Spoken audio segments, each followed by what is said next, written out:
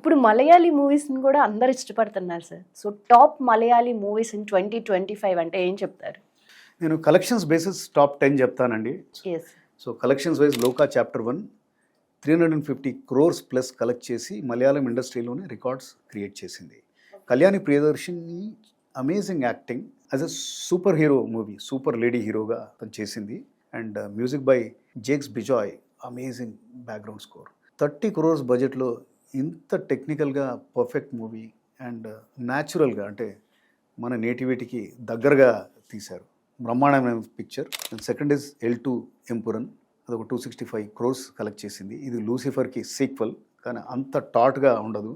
పోతే Mohan Lal swag and Prithviraj Kumaran direction and visuals, wonderful visuals ఉంటాయి అన్నమాట, లొకేషన్స్ అవి. సో మంచి పొలిటికల్ థ్రిల్లర్ ఇది. తుడురు మోహన్ లాల్ గారిది అగైన్ 235 crores కలెక్ట్ చేసింది. ఇది అమేజింగ్ ఫిల్మ్, అంటే మిమ్మల్ని మూవ్ చేస్తుంది. ఒక్క తండ్రి పడే ఆవేదన అనమాట.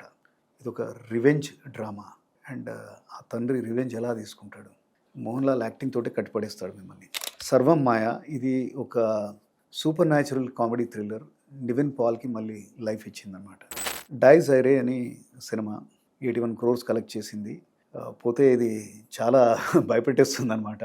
ప్రణవ్ మోహన్ లాల్ గారు అబ్బాయి చాలా బాగా చేశారు. ఈ డైరెక్టర్ రాహుల్ సదాశివన్ అంతకుముందు భూతకాలం, బ్రహ్మయుగం ఇలాంటి సినిమాలతో భయపెట్టించారు మిమ్మల్ని. కాలం కవల్, మముతి వినాయగన్, ఇది అగైన్ ఒక పోలీస్ ఇన్వెస్టిగేటివ్ థ్రిల్లర్, చాలా బాగా నడుస్తుంది. And then comes officer on duty, బ్రహ్మాండంగా తీశారు. పోతే ఇందులో విలన్స్ యంగ్స్టర్స్ భయపెట్టిచ్చేస్తారు లిటరల్గా. నాకు ఎప్పుడో చూసిన నా పేరు శివ అనే గుర్తుకొస్తుంది. ఏ విధంగా అయితే మనం అంటే ఆ కైండ్ ఆఫ్ ఇంటెన్స్ క్రుయాలిటీ అనొచ్చు, మిమ్మల్ని డిస్టర్బ్ అయితే చేస్తుంది. But again very good investigative thriller. Then Rekhachithram, ఇది 57 crores కలెక్ట్ చేసింది. ఇది కూడా అగైన్ ఒక పోలీస్ ఇన్వెస్టిగేటివ్ డ్రామా అనొచ్చు. పోతే దీని స్పెషాలిటీ ఏంటంటే 40 ఏళ్ల క్రితం జరిగిన క్రైమ్ని ఇప్పుడు ఎట్లా అన్వీల్ చేస్తారు. అది ఒక షూటింగ్లో ఉంటుంది. ఎవరైతే చనిపోబడుతుందో 40 years బ్యాక్ భరత్ ఏదో మూవీ ఉంటుంది, దానికి దీనికి చాలా బాగా కనెక్ట్ చేస్తారు. Gripping movie. దెన్ అలపుజా జిమ్ఖానా, ఇది ఒక స్పోర్ట్స్ డ్రామా. జెన్జీ యంగ్స్టర్స్కి బాగా కనెక్ట్ అవుతుంది, చాలా కామెడీ కూడా ఉంటుంది.